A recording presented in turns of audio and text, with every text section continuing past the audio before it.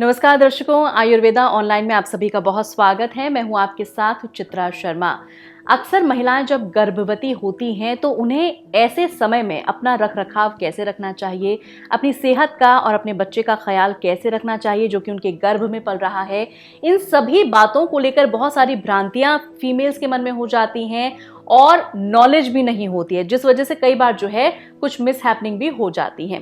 तो आज इसी विषय पर हम लोग चर्चा करेंगे, बातचीत करेंगे कि आखिर प्रेगनेंसी के टाइम में फीमेल जो हैं वो किस तरह से अपनी केयर कर सकती हैं, किस तरह से अपना जो है ख्याल रख सकती हैं। और इस विषय में अधिक जानकारी देने के लिए आज हमारे साथ हमारे स्टूडियो में मौजूद हैं गाजियाबाद की फेमस गायनोकोलॉजिस्ट डॉक्टर रचना जिंदल जी। तो चलिए सबसे पहले मिलकर डॉक्टर साहब का हम स्वागत करेंगे।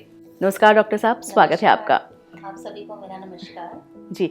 डॉक्टर साहब, जैसा कि अभी मैंने कहा कि जब प्रेगनेंसी होती है तो बहुत सारी महिलाओं को इस बात का नहीं पता होता है कि भाई प्रेगनेंसी में क्या कुछ करना चाहिए, किन किन बातों को नज़रअंदाज करना चाहिए या किन किन बातों का ख्याल रखना चाहिए, कैसे अपनी केयर करनी चाहिए।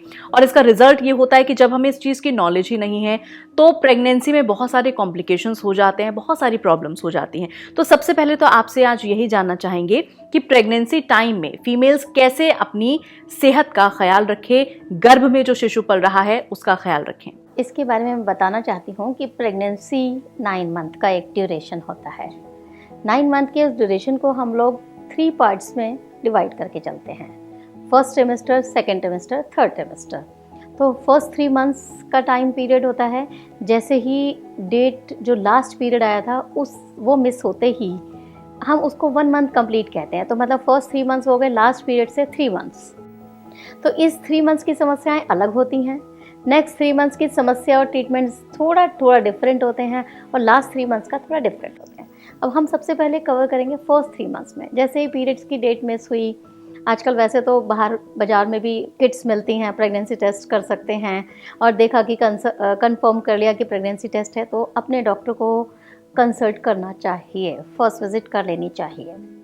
लोग सोचते हैं क्या हो गया, डेट मिस हुई है, 2-3-4 महीने तक किसी को नहीं बताना चाहिए। ऐसा नहीं है, क्योंकि इनिशियल जो 3 मंथ्स होते हैं उसकी समस्याएं कुछ इस तरह की होती हैं कि जिनसे हम थोड़ा सा रिलीफ दे सकते हैं पेशेंट को।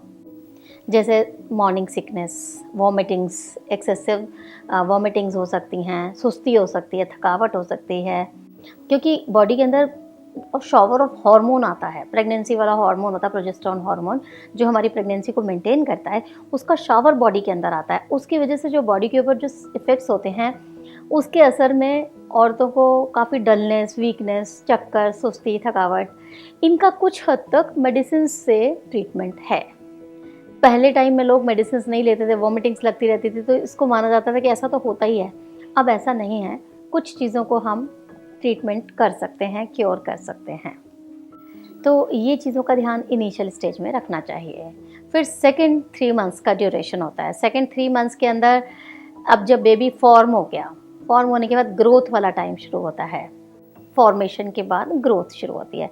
तो सेकेंड ट्राइमेस्टर वैसे तो काफ़ी सेफ पीरियड होता है, उसमें प्रॉब्लम्स जो हैं थोड़ी कम हो जाती हैं, वॉमिटिंग्स कम हो जाती हैं, वीकनेस कम हो जाती है, प्रॉपर डाइट लेने लग सकते हैं फीमेल्स। हाँ, लेकिन फिर भी उस टाइम भी चेकअप, मंथली चेकअप के लिए ज़रूर डॉक्टर के पास जाना चाहिए। मंथली चेकअप में उनका वेट गेन कैसा चल रहा है, फीमेल का, बच्चे की ग्रोथ का पता डॉक्टर लगा सकते हैं कैसा चल रहा है, बच्चे के मूवमेंट शुरू होते हैं वो पता चल जाता है। जैसे 5th मंथ में मूवमेंट शुरू होती है बच्चे के अंदर, वो पता चल जाता है कि कैसा चल रहा है। ब्लड प्रेशर का मैनेजमेंट, बीपी का मैनेजमेंट, अगर वेट गेन हो रहा है कि नहीं हो रहा है, कुछ सपोर्टिव ट्रीटमेंट की ज़रूरत तो नहीं है, ब्लड प्रेशर तो नहीं बढ़ने लगा है, खून की कमी तो नहीं शुरू होने लगी है। तो सेकेंड ट्राइमेस्टर जब एंड हो रहा होता है तो उसके हिसाब से हम लोग को ट्रीटमेंट्स वगैरह देने पड़ते हैं। लास्ट का टाइम होता है थर्ड ट्राइमेस्टर। थर्ड ट्राइमेस्टर सबसे ज़्यादा बेबी की ग्रोथ का टाइम होता है, सबसे ज़्यादा वेट गेन, बेबी का ग्रोथ, ये सब कुछ लास्ट के 3 मंथ्स में होता है। तो उसमें हम लोग चेकअप्स के जो वो हैं इंटरवल्स वो कम करके थोड़ा जल्दी चेकअप के लिए पेशेंट्स को बुलाते हैं, ताकि उनके बच्चे की बढ़त, ग्रोथ, वाटर लेवल, ये सब चीज़ों का ख्याल रखा जा सके।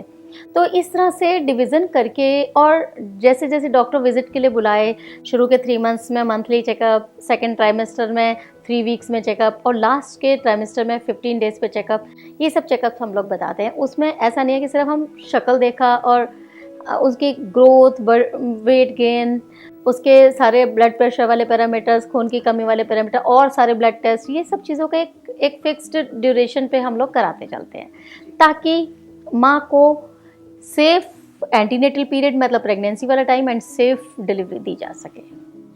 चलिए देखिए दर्शकों, तो ये जो बातें अभी अभी डॉक्टर साहब ने हम सभी को बताई हैं, महिलाओं को ख़ास तौर पर इन बातों का बहुत ख्याल रखना चाहिए कि फर्स्ट ट्राइमेस्टर आपका किस तरह से जा रहा है, कैसे आप अपनी केयर कर रही हैं, सेकंड ट्राइमेस्टर में आपको क्या कुछ करना है, और फिर फाइनली जो लास्ट के 3 मंथ होते हैं, थर्ड ट्राइमेस्टर जो होता है, उसमें आपको क्या कुछ करना है। ये सारी बातें यहाँ पर डॉक्टर साहब ने आपको बता दी हैं। अच्छा डॉक्टर साहब, हमें नज़रअंदाज किन किन बातों को रखना है? क्या खान पान में कोई ऐसी कुछ ख़ास चीज़ें हैं जिनको अवॉइड करना है, या सेहत को लेकर कुछ ऐसी कुछ खास बातें जिनको हमें नज़रअंदाज रखना है पूरे 9 महीने तक, कुछ ऐसी कुछ इम्पोर्टेंट चीज़ें?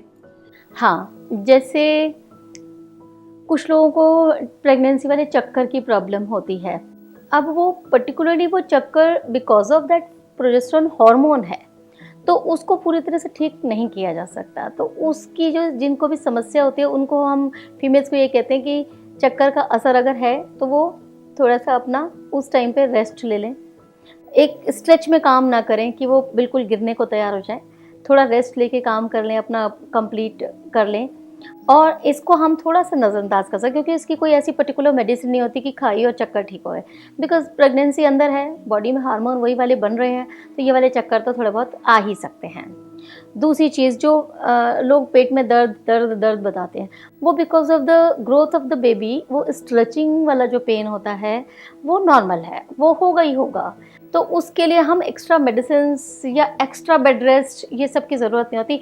इनफैक्ट अगर सच में किसी को ज़रूरत है तभी हम मेडिसिन प्रेस्क्राइब करते हैं, अदरवाइज उसको भी अवॉइड किया जा सकता है। स्ट्रेचिंग वाले पेन के लिए ऐसा नहीं है कि हर बात के लिए उसकी दवाई दी जाएगी।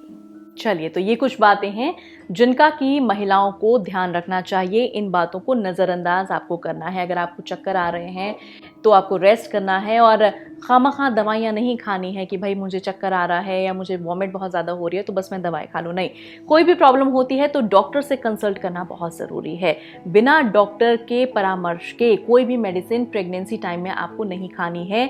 वही ट्रीटमेंट लेना है, वही दवाइयाँ खानी है जो कि डॉक्टर आपको प्रिस्क्राइब करती हैं। और बहुत सारी बातें हैं, लेकिन अगले अंक में करेंगे। अगर आप भी कोई क्वेरी करना चाहते हैं, अपने बारे में कुछ जानना चाहते हैं, तो नंबर्स और डिटेल्स जो आप देख रहे हैं अपनी स्क्रीन पर, इस पर आप कांटेक्ट कर सकते हैं। फिलहाल कार्यक्रम को यहाँ पर विराम दे रहे हैं क्योंकि वक्त इशारा कर रहा है, कार्यक्रम को यहाँ पर विराम हमें देना है। लेकिन डॉक्टर साहब, आप हमारे साथ जुड़ी, बहुत अच्छी जानकारी आपने दी, आपका बहुत बहुत धन्यवाद। नमस्कार। नमस्कार दर्शकों। अगर आपने हमारे चैनल को सब्सक्राइब नहीं किया है तो अभी सब्सक्राइब करें और बेल आइकन को दबाना ना भूलें।